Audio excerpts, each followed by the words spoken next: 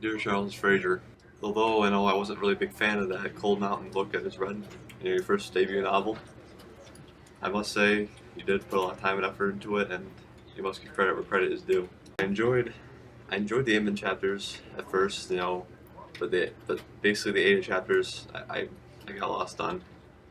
And they came a little better when Stowbride came into play, but other than that, it was just simply her on a farm with Ruby, who helped her out. Though I did enjoy how Ruby and Ada, they sort of bonded together like a gel. They worked together hard, and Ada came out of her useless state. Inman, however, was in the Civil War. The war followed him as he left the camp in the hospital. And he encounters many people. It was basically like the Odyssey. That's what you base your story on. I enjoyed how Inman, he ran into many characters. He's like Feezy, the Goat Lady, Junior, and his two girls there. Junior's two girls. I don't know what their names were. I can't remember, but all the overall Inman chapters definitely more entertaining. But even after a while, those chapters were kind of boring too, because face it, he went out, killed someone, helped someone, and usually beat the crap out of someone. That's how usually the chapters were set up. And after a while, I sort of could guess what Inman was going to do in every new chapter. And at one point in the book, I thought Inman was going to die because of a bear, but he didn't. But I do like the way Inman changed his personality throughout the book. He came from more of a killing monster, I guess, in the war, as he described himself, to more of a loving person, changing his ways. Now, Ada was simply just, I did not like those chapters at all. She was simply, her father died, and no, she had no experience at the farm. But overall, Ada was really there's really nothing that I really liked Ada. I enjoyed the fact that Ruby helped her out, but truthfully, after a while, it was just stupid. She was on the farm. She basically did nothing. All she just remembered about Inman. She complained about death of her father. She complained the lines all the time. She got better, but it was all about the work, and it was really nothing else bonding about the experience of Ruby and Ada. I definitely enjoyed how you said you put a lot of time into the geography of the area of North Carolina, because I myself am a geography fan, so. And I do enjoy learning about new places, mountains, historical events. I liked how you described everything, Frazier. I enjoyed the adventure of the book too. I sort of got into a pattern of the book, like I said, but once again, I did enjoy the adventure. That your writing. Let me go into your writing style now. The way you quote people and stuff is really weird and awkward. I didn't enjoy that. You put the dashes in front of the quotes. I didn't really like that.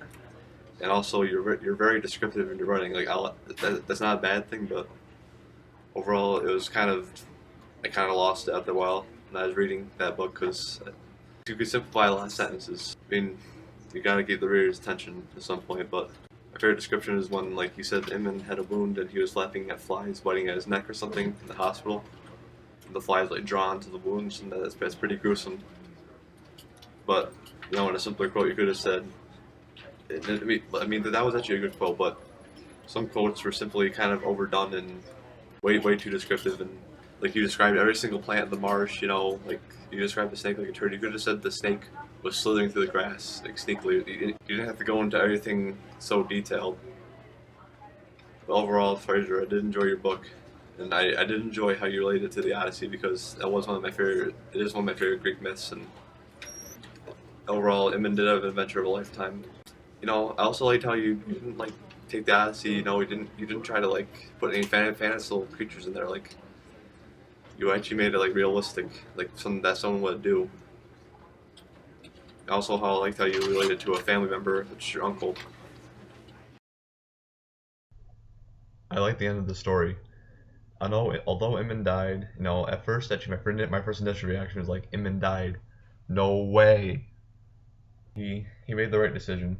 He didn't. He died for that kid. The kid shot him. I know it wasn't good, but Inman could have easily shot him, and that would have been it. He tried to be peaceful, which Inman said he wanted, which was Inman's goal of the whole book. Keep peaceful, keep the war away. In the epilogue too, Ada and Ruby, and Stowrod, they're all on the farm together, and Ada has a kid, and so does Ruby with the Georgia boy, because Ruby met up with the Georgia boy. Now Ada has a kid, and it's a product of her and Inman, so at least she has like some romance in Inman with her. And I also liked how Ada felt more at home at the end. She she closed the door, closed the latch, and that was a peaceful night. It shows that, like, after the war, how they were in their own period of Reconstruction, because Reconstruction happened after the Civil War, and Ada, Ruby, Stobrod, and the kids on the farm, they all lived a pretty normal life after that. It wasn't really happily ever after since Inman died, but it was their own period of Reconstruction. It was a good conclusion, and Inman met with Ada, they would have probably had a good life together, but he died protecting Ada and keeping Stobrod and all those guys safe. And Stobrod, the injured man, safe from the home guard. Although I was initially did not have a good reaction to the conclusion, I ended up liking it.